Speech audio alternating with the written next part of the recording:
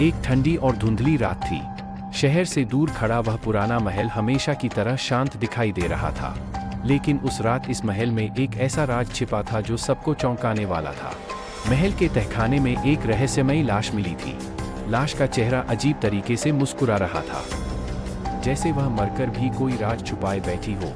जैसे ही खबर पुलिस तक पहुंची, पूरा इलाका पुलिस से घिर गया। इस रहस्यमयी केस की जांच सौंपी गई पुलिस अधिकारी रविंद्र सिंह को, जो अपनी तेज सोच के लिए जाने जाते थे। रविंद्र ने लाश को ध्यान से देखा, लेकिन हैरानी की बात यह थी कि आसपास संघर्ष का कोई निशान नहीं था।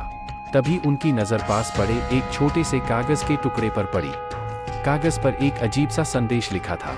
उस कागज पर लिखा था, जो सुनना चाहता है वह देख सकता है। यह शब्द किसी पहेली से कम नहीं थे। रविंद्र समझ गए कि यह मामला साधारण नहीं है। इस महल में जरूर कोई बड़ा राज छिपा है। महल का मालिक था विक्रम सिंह, एक अमीर और प्रभावशाली व्यापारी।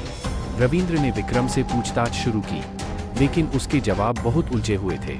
विक्रम के चेहरे पर घबराहट साफ दिखाई दे रही थी, जैसे वह कुछ छुपा रहा हो। महल की एक पुरानी नौकरानी ने बताया कि 1 साल पहले एक रहस्यमय महिला इस महल में आई थी, जो हमेशा अपना चेहरा ढककर रखती थी। फिर एक दिन वह महिला अचानक गायब हो गई, और उसके बाद यह लाश मिली। अब रविंद्र का शक और भी गहरा हो गया। उन्होंने महल के पुराने रिकॉर्ड खंगालने शुरू किए। तभी उन्हें एक पुराना पत्र मिला, जिसमें विक्रम की पत्नी की अचानक गुमशुदगी का जिक्र था।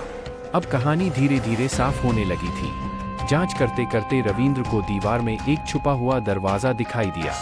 दरवाजा खोलते ही एक पुराना और अंधेरा कमरा सामने आया, और उस कमरे के अंदर एक और लाश पड़ी हुई थी।